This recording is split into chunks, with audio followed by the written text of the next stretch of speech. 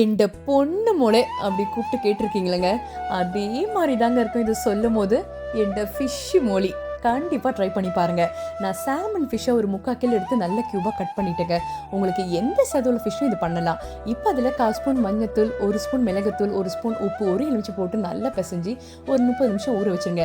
நீங்கள் எந்த கடாயில் குழம்பு கூட்டுறீங்களோ அதில் தேங்காய் எண்ணெய் போட்டு வறுத்து எடுத்துருங்க. இப்போ அதே கடாயில் ஒரு பட்டை, 3 இடித்த ஏலக்காய், நல்லா இடித்த ஒரு கை ஃபுல்லாக பூண்டு, ஒரு பெரிய துண்டு இஞ்சி பொடியாக நறுக்குனது, காரத்துக்கு ஏற்ற மாதிரி ஒரு 15 பச்சை மிளகாய், ஒரு கைப்பிடி கருவேப்பிலை, 1/4 கிலோ சின்ன வெங்காயம் போட்டு நல்லா வதக்குங்க. வெங்காயம் வதக்கியதும் 4 தக்காளி போட்டு வதக்கிட்டு அதில் இப்போ 1/2 ஸ்பூன் உப்பு, 1/4 ஸ்பூன் மஞ்சத்தூள், 1 ஸ்பூன் மிளகுத்தூள், 2 ஸ்பூன் தனியாத்தூள் போட்டு நல்லா மிக்ஸ் பண்ணிக்கோங்க. தேங்காய் பால் 2ஆம் பாகம் எடுத்ததை போட்டு நல்லா கொதிக்க விட்டு அதில் இப்போ மீனை போட்டு ஒரு 8லேருந்து 10 நிமிஷம் ஸ்லோ ஃப்ளேமில் வேக விடுங்க.